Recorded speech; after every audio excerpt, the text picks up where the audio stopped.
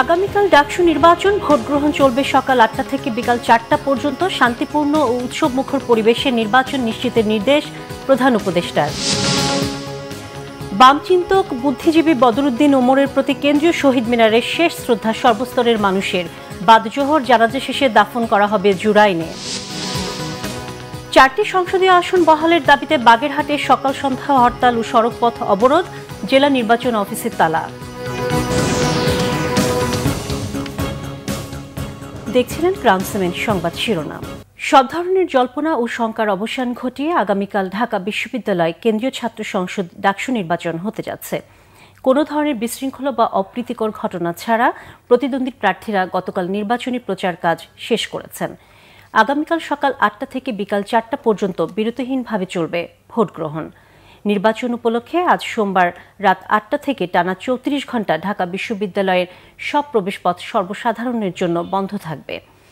বিশ্ববিদ্যালয়ের জনসংযোগ দপ্তরের পাঠানো এক জরুরি বিজ্ঞপ্তিতে এই তথ্য জানানো হয়। এতে বলা হয়, ডাকসু ও হল সংসদ নির্বাচন উপলক্ষে সোমবার রাত ৮টা থেকে বুধবার সকাল ৬টা পর্যন্ত ঢাকা বিশ্ববিদ্যালয়ের প্রবেশপথ, শাহবাগ, পলাশী, দোয়েল চত্বর ও নীলক্ষেত এলাকা সর্বসাধারণের জন্য বন্ধ থাকবে। তবে ঢাকা বিশ্ববিদ্যালয়ের বৈধ আইডি কার্ডধারী শিক্ষার্থী, শিক্ষক ও কর্মচারীরা ঢুকতে পারবেন। সর্বশেষ ভোটার তালিকা অনুযায়ী এবার ডাকসু নির্বাচনে ভোটার সংখ্যা ৩৯,৬৩৯ জন। ভিপি পদে প্রতিদ্বন্দ্বিতা করছেন ৪৫ জন, আর পুরো নির্বাচনে প্রার্থীর সংখ্যা ৪৭১ জন। নির্বাচনকে কেন্দ্র করে বিশ্ববিদ্যালয় জুড়ে বিরাজ করছে উৎসব মুখর ও রাজনৈতিক উত্তেজনাপূর্ণ পরিবেশ। এদিকে ডাকসু নির্বাচন যেন শান্তিপূর্ণ ও উৎসব মুখর পরিবেশে অনুষ্ঠিত হয়, সেজন্য বিশ্ববিদ্যালয় প্রশাসনকে সর্বাত্মক সহযোগিতা করার নির্দেশ দিয়েছেন প্রধান উপদেষ্টা।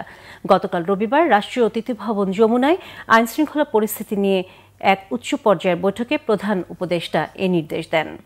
দর্শক, ঢাকা বিশ্ববিদ্যালয় ক্যাম্পাসে আছেন আমাদের বিশেষ প্রতিনিধি সৈয়দ আব্দুল মুহিত। আমরা এখন সরাসরি কথা বলবো তার সাথে। মুহিত, ডাকসু নির্বাচনের সবশেষ প্রস্তুতি আমাদের জানান। শিক্ষার্থীরা কি বলছেন, কেমন প্রার্থীকে তারা ভোট দিতে চান? সোনিয়া, আপনাকে একটু বলে রাখি যে আর কয়েক ঘন্টা বাদেই ডাকসু নির্বাচন হবে, অর্থাৎ আগামীকাল সকাল ৮টা থেকে ভোট প্রদান করা শুরু হবে। এর মধ্যে সব ধরনের প্রস্তুতি শেষ হয়েছে। কেন্দ্রগুলোতে ব্যালট বাক্স পাঠানো হবে, সেটি পাঠানোর প্রক্রিয়া, সেটির প্রস্তুতি শেষ। এর মধ্যে আপনি জানেন যে নির্বাচন কমিশনার, অর্থাৎ প্রধান নির্বাচন কমিশনার, তিনি কিছুক্ষণ আগে সাংবাদিকদের জানিয়েছেন যে ব্যালট বাক্সগুলো কেন্দ্রে পাঠানো হবে রাতে, সেজন্য সেই প্রস্তুতি নেওয়া হয়েছে। এছাড়া ভোট যাতে নির্বিঘ্নে শিক্ষার্থীরা ক্যাম্পাসে এসে ভোট দিতে পারে, যথাযথ প্রস্তুতি নেওয়া হয়েছে। আবাসিক যারা শিক্ষার্থী রয়েছে তারা তো যেতে পারবেনই, পাশাপাশি ক্যাম্পাসের বাইরে থেকে যারা ভোট দিতে আসবেন তাদের ক্ষেত্রে পর্যাপ্ত পরিবহনের ব্যবস্থা রাখা হয়েছে। এছাড়াও ক্যাম্পাসে যে শাটল পরিবহনগুলো রয়েছে সেগুলো পর্যাপ্ত সার্ভিস দেবে ভোট প্রদানের ক্ষেত্রে। নিরাপত্তা নিয়ে কোনো আশঙ্কা নেই, কোনো শঙ্কা তিনি দেখছেন না। তিনি আবারও আশ্বস্ত বলেছেন যে ভোট কেন্দ্রগুলোর নিরাপত্তায় তারা বিএনসিসি এবং রোবার যারা সদস্য রয়েছেন তাদের উপর অনেকটাই আশ্বস্ত, এবং তিনি দাবি করেছেন যে ৫ আগস্ট পরবর্তী যে ছাত্র ঐক্য তাদের উপর তিনি ভরসা রাখতে চান নিরাপত্তার ক্ষেত্রে। আর পুলিশ, বিশ্ববিদ্যালয়ের প্রক্টর, তিনি জানিয়েছেন যে নিরাপত্তার ক্ষেত্রে পুলিশ রাখা হবে, তবে সেটি রিজার্ভ হিসেবে রাখা হবে, আর ক্যাম্পাসের বাইরে বিজিবিকে রাখা হবে। তবে সেগুলো প্রয়োজন, অর্থাৎ বিশ্ববিদ্যালয় বা নির্বাচন কমিশন, ডাকসুর নির্বাচন কমিশন যদি মনে করে সেক্ষেত্রে বিজিবি বা পুলিশের সহযোগিতা চাওয়া হবে। সব মিলিয়ে শিক্ষার্থীরা এখন উৎসব মুখর পরিবেশে ভোট দিতে পারবেন। তারা তাদের পছন্দ মতো প্রার্থী বেছে নেবেন, সেই প্রত্যাশায় অপেক্ষায় তারা এখন দিন গুনছেন। আর কয়েক ঘন্টা বাদেই নির্বাচন, ডাকসু নির্বাচন। তারা তাদের যে অধিকার, ঢাকা বিশ্ববিদ্যালয়ের বিভিন্ন সমস্যা, হল সমস্যা, খাবারের সমস্যা, ডাইনিং সমস্যা, এগুলো সমস্যার যারা সমাধান করতে পারবেন শিক্ষার্থীরা তাদেরকেই বেছে নেবেন এবারের ডাকসু নির্বাচনে। শিক্ষার্থীরা বলছেন যে যেহেতু দল এবং স্বতন্ত্র প্রার্থী সব মিলিয়ে প্রার্থীর সংখ্যাও অনেক, তো বেছে নেওয়ার, অর্থাৎ প্রার্থী বেছে নেওয়ার সুযোগটাও তাদের হাতে বেশ থাকছে, সেক্ষেত্রে তারা পছন্দ মতো প্রার্থী বেছে নেবেন। তো সার্বিক মিলিয়ে বিশ্ববিদ্যালয়ের ক্যাম্পাস এখন অনেকটাই উৎসব। মোহিত, ধন্যবাদ আপনাকে। প্রবীণ রাজনীতিক, লেখক, গবেষক ও বুদ্ধিজীবী বদরুদ্দিন ওমরের প্রতি শ্রদ্ধা জানাচ্ছেন সর্বস্তরের মানুষ। সকাল 10টার কিছু পর শেষবারের মতো শ্রদ্ধা জানাতে কেন্দ্রীয় শহীদ মিনারে নেওয়া হয় তার মরদেহ। বিভিন্ন রাজনৈতিক দল ও সামাজিক সংগঠন সহ সর্বস্তরের মানুষ শ্রদ্ধা জানাচ্ছেন বদরুদ্দিন ওমরের প্রতি। বাদ জোহর ঢাকা বিশ্ববিদ্যালয়ের কেন্দ্রীয় মসজিদে জানাজা শেষে জুরাইনে তার মা বাবার কবরের পাশে তাকে সমাহিত করা হবে।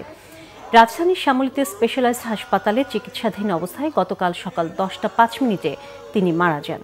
1931 সালে 20 ডিসেম্বর ভারতের বর্ধমানে জন্মগ্রহণ করেন বদরুদ্দিন ওমর।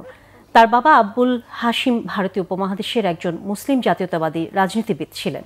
1963 সালে তিনি রাজশাহী বিশ্ববিদ্যালয়ে সমাজবিজ্ঞান বিভাগ প্রতিষ্ঠা করেন এবং শিক্ষা জীবনে গুরুত্বপূর্ণ অবদান রাখেন।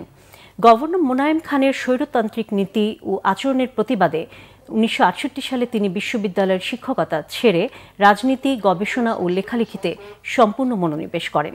পরে 2003 সালে জাতীয় মুক্তি কাউন্সিল গড়ে তোলেন এবং সভাপতির দায়িত্ব নেন।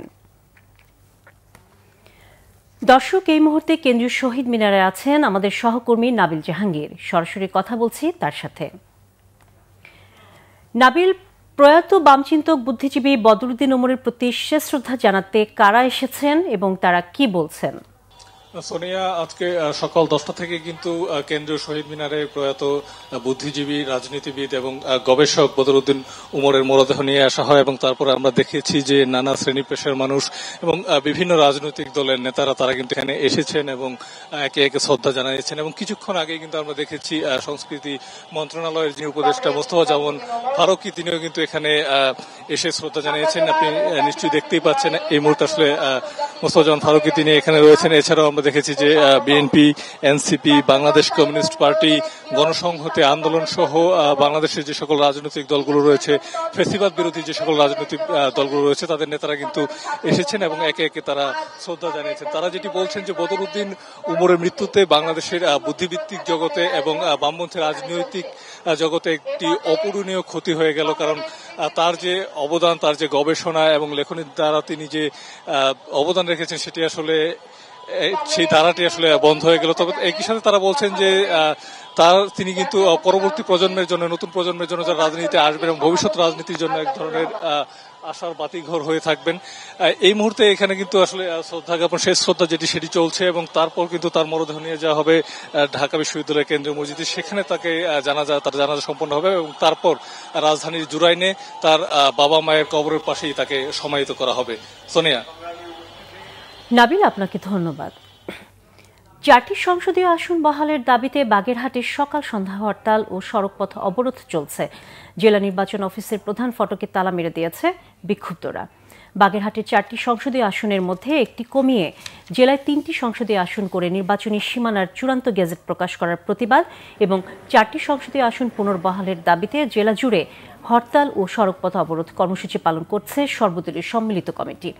সকাল 8টা থেকে হরতাল ও সড়কপথ অবরোধ কর্মসূচি পালন শুরু হয়েছে, চলবে সন্ধ্যা 6টা পর্যন্ত। বাগেরহাট মহাসড়কের কেন্দ্রীয় বাসস্ট্যান্ড ও জেলা প্রশাসকের কার্যালয়ের সামনে সহ জেলার অন্তত 20টি গুরুত্বপূর্ণ স্থানে সড়কের উপর গাড়ি, গাছের গুঁড়ি ও বেঞ্চ রেখে অবরোধ করা হয়েছে। হরতালের অংশ হিসেবে নেতাকর্মীরা সকাল 8:30টার দিকে জেলা নির্বাচন অফিসের প্রধান ফটকে তালা মেরে দেয়। পরে মিছিল সহকারে যান জেলা প্রশাসকের কার্যালয়ের সামনে। 8:45টার দিকে জেলা প্রশাসক আহমেদ কামরুল হাসানকে তার কার্যালয়ে ঢুকতে বাধা দেওয়া হলে তিনি জেলা ত্রাণ, দুর্যোগ ও পুনর্বাসন কর্মকর্তার কার্যালয়ে যান। সারা বাগেরহাটে আজকে হরতাল চলছে।